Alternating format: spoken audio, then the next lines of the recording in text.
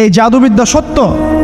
এবং এখনকার অনেক ভণ্ড যে কবিরাজগুলো বের হয়েছে, এরা জিনকে তাবে করে নিয়ে এই জিনদের মধ্য দিয়ে মানুষের মধ্যে জাদু ছড়িয়ে দিয়েছে, এবং এর ফলশ্রুতিতে বহু পরিবার ধ্বংস হয়ে যাচ্ছে। এই জাদুবিদ্যা সত্য। আরও একটা জিনিস সত্য, নবী সাল্লাল্লাহু আলাইহি ওয়াসাল্লাম বলেছেন ইন্না আইনাল হক, চোখের নজর সত্য। নবী করিম সাল্লাল্লাহু আলাইহি ওয়াসাল্লাম বলেছেন চোখের বদনজর সত্য। এই যে আমরা বলি ফেসবুকে এত বেশি ছবি দিয়েন না ভাই, ছবি তুলেন না, ছবি তুলেন না, বারবার যে বলি নিষেধ করি।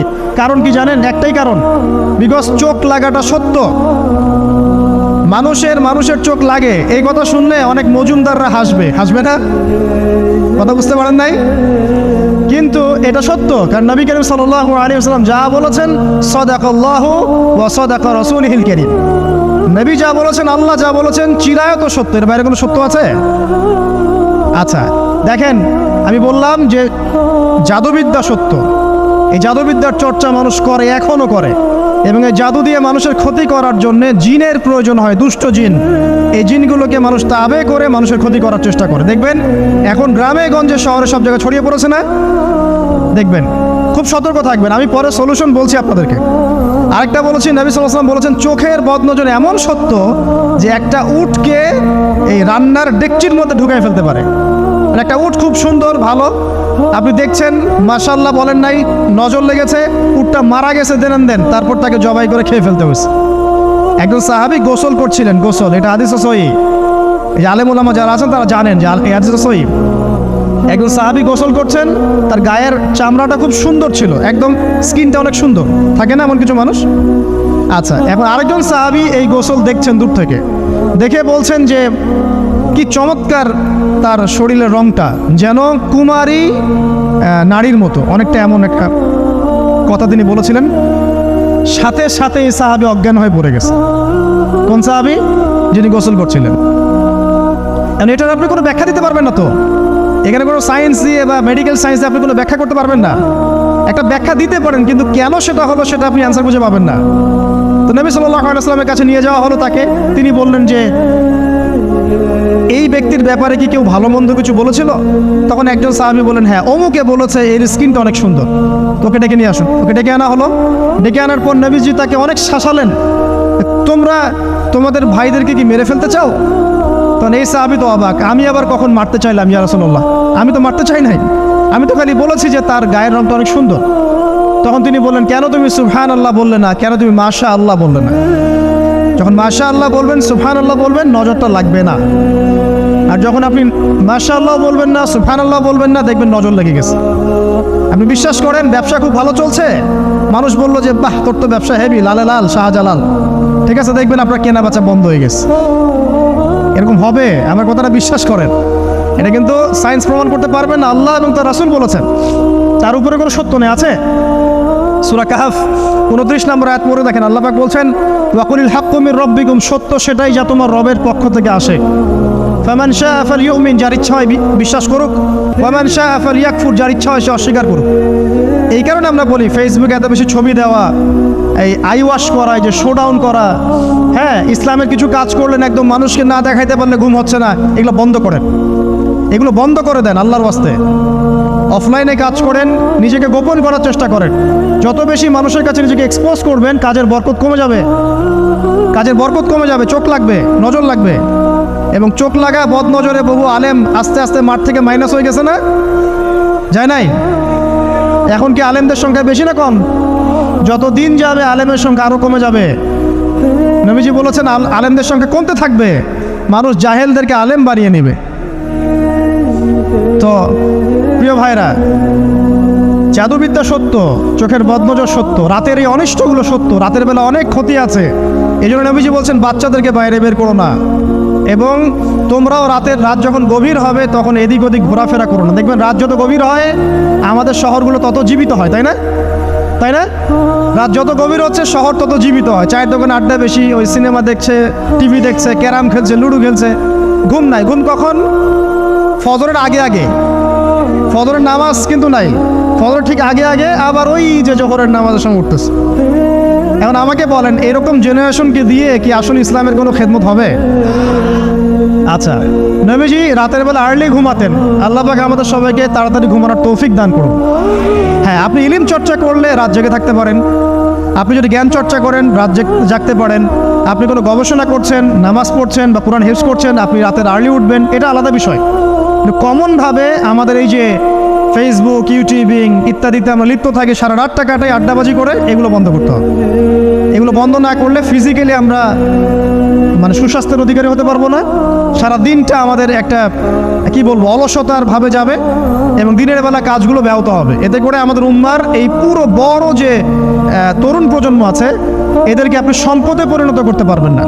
তাই এই সিস্টেমটা চেঞ্জ করা দরকার। নবীজি রাতের বেলা এই সূরা বাকারার শেষে 3টা আয়াত তেলাওয়াত করতেন। আমরা করবো ইনশাআল্লাহ। ইনশাআল্লাহ।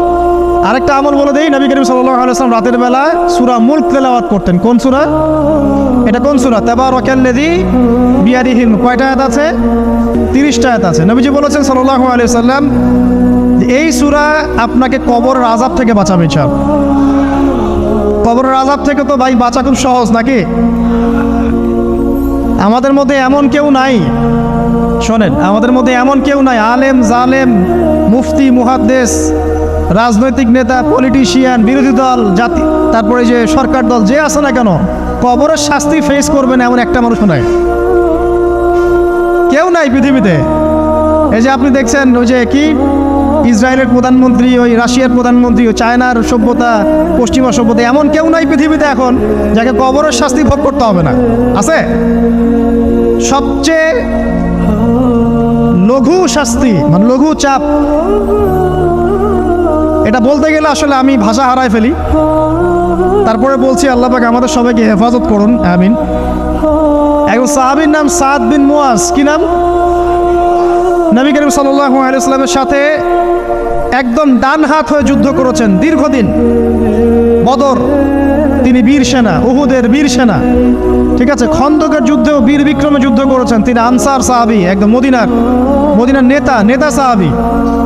সব সাহাবী কিন্তু একরকম নন, কেউ ছিলেন নেতৃস্থানীয় সাহাবী, তিনি ছিলেন একজন নেতৃস্থানীয় সাহাবী, ঠিক আছে।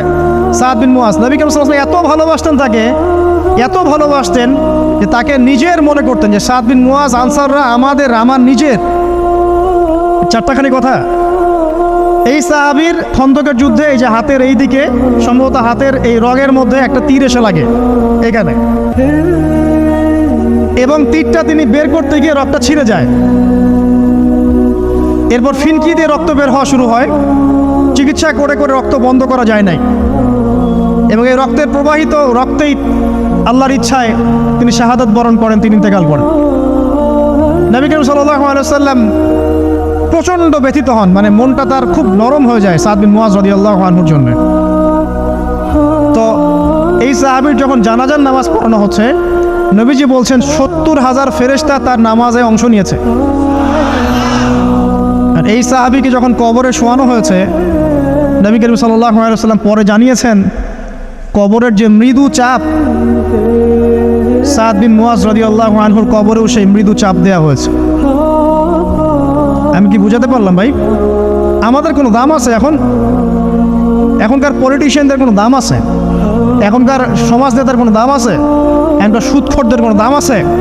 এই ঘুষখোর দুর্নীতিবাজদের কোনো দাম আছে? আমরা যারা কাঠমোল্লা হয়ে আছি আমাদের কোনো দাম আছে?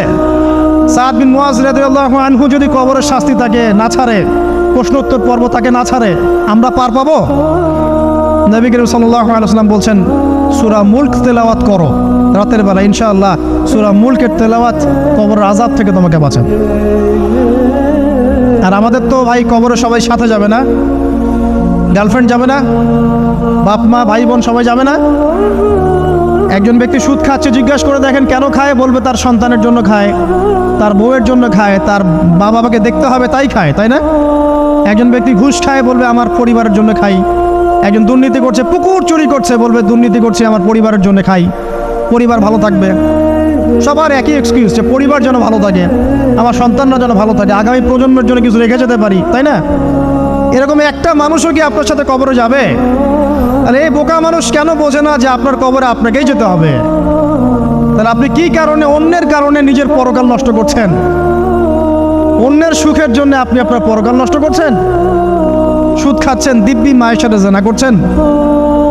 আপনাদের এলাকায় নাকি সুদের সমস্যা অনেক বেশি। কয়েকটা হাদিস বলে দেই, আমি ওদেরকে আক্রমণ করতে আসি নাই, আমি শুধু তাদেরকে 3টা হাদিস শোনাতে এসেছি। 1 নম্বর হাদিস শোনেন। আল্লাহ নবী মুহাম্মদ সাল্লাল্লাহু আলাইহি ওয়াসাল্লাম বলেছেন, সুদের পাপের 73টা শাখা আছে। কয়টা? কোনো হাদিসে 70টাও আছে, কোনো হাদিসে 73টা আছে। বলছেন যে সবচেয়ে নিচের শাখাটা হচ্ছে, সুদের পাপের সবচেয়ে নিচের শাখা হচ্ছে যে যেন কোনো ব্যক্তি তার মাকে রেপ করলো, তার মাকে ধর্ষণ করলো। 1 দিরহাম যে ব্যক্তি সুদ খায়, সহিহ বুখারীতে আরেকটা হাদিস এসেছে, সে যেন 36টা মেয়েকে ধর্ষণ করলো। আর আমি একটা কথা বানায় বলছি না, যদি বিশ্বাস না হয় কওমি মাদ্রাসা আছে, আলেম ওলামা আছে, গিয়ে বুখারী খুলতে বলেন, পড়তে বলেন, তাহলে একবার পড়তে বলেন, দেখেন যদি না থাকে তাহলে আমাকে এর সাথে থাপ্পড় দিয়ে দেয়। যদি না থাকে হাদিস এটা, তাহলে আমার গালে একটা থাপ্পড় দিয়ে যায়। আর যদি থাকে তাহলে আল্লাহর রাস্তায় সুদ খাওয়া ছেড়ে দেন। কোনটা করবেন? চ্যালেঞ্জ করবেন? নবীজি বলেছেন, 1টা দিরহাম যে ব্যক্তি সুদ খায়, দিরহাম মানে কি? রৌপ্য মুদ্রা। এটা এখন দেখতে পারবেন না, জাদুঘরে আছে।